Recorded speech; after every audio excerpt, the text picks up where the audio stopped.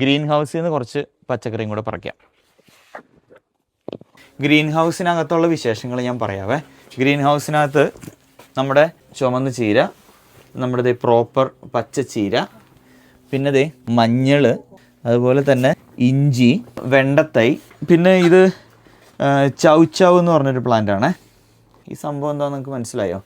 ഇത് ഡ്രാഗൺ ഫ്രൂട്ടാണ്. പക്ഷെ ഇതിനകത്ത് കായ് ഉണ്ടാവുമെന്ന് നമുക്കറിയത്തില്ല. ഇതൊരു കൗതുകത്തിൻ്റെ പുറത്ത് വെച്ചിരിക്കുന്നതാണ്. ഈ സൈഡിലോട്ട് വരുവാണെങ്കിൽ ഫുള്ള് മുളകുകളാണ്.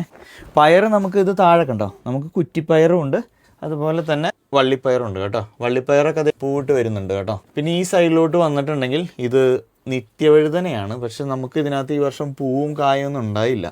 നിത്യവഴുതനയ്ക്കകത്ത് ഇതൊരു ചെറിയൊരു ഫെയിലിയർ ആയിരുന്നു. ഗ്ലാസ് ഹൗസിൻ്റെ അകത്ത് കയറുമ്പോഴൊക്കെ പലർക്കും ഒരു കൗതുകമുള്ള വേറൊരു പ്ലാന്റാണ് നമ്മുടെ സ്വന്തം കപ്പ. കമൻസായിട്ട് പോലും പലരും ചോദിക്കാറുണ്ട് കപ്പ എന്തായെന്ന്. അപ്പോൾ ഇതാണ് കപ്പ. നമുക്ക് ഇതിനെക്കുറിച്ച് വലിയ ഐഡിയ ഇല്ല. നമുക്ക് ഈ നാട്ടിൽ ഈ കപ്പയ്ക്കകത്ത് കായ് ഉണ്ടാവുമെന്ന് പോലും നമുക്ക് വലിയ ഉറപ്പില്ല. പക്ഷേ നമ്മുടെ ഈ സമ്മറിൽ മൊത്തം നമുക്ക് ഒരു കാഴ്ചയ്ക്ക് ഒരു കുളിർമ, അതാണ് ഞാൻ ഉദ്ദേശിക്കുന്നുള്ളൂ. 6 മാസം തൊട്ട് 9 മാസം വരെയാണ് ഇതിൻ്റെ വളർച്ച. ഒരു 9 മാസം എന്നൊക്കെ പറയുമ്പോൾ ഡിസംബർ ജനുവരി ടൈം ആകും. അപ്പോൾ ആ ടൈമിൽ ഇവിടുത്തെ ക്ലൈമറ്റ് ചേഞ്ച് ആകുമ്പോൾ നമുക്ക് ഇതിൽ നിന്നും കപ്പ കിട്ടുമെന്നും നമുക്ക് അറിയത്തില്ല. നമുക്ക് 2 കടയുണ്ട്, ഇവിടെ വരണം, ഇവിടെ വരണം. പിന്നെ ഈ സൈഡിലോട്ട് വരുവാണെങ്കിൽ നമ്മുടെ കുക്കുംബർ അടുത്ത് ഒരെണ്ണം ഉണ്ടായി കിടപ്പുണ്ട് കേട്ടോ. റെഡി ആയിട്ടുള്ള കുറച്ച് പയർ ഞാൻ പറിച്ചെടുക്കുകയാണ് കേട്ടോ. ഒരു ചെറിയൊരു പിടി പയർ കിട്ടിയിട്ടുണ്ടേ.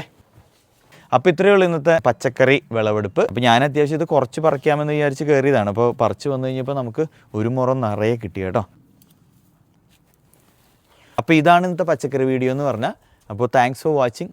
ബൈ.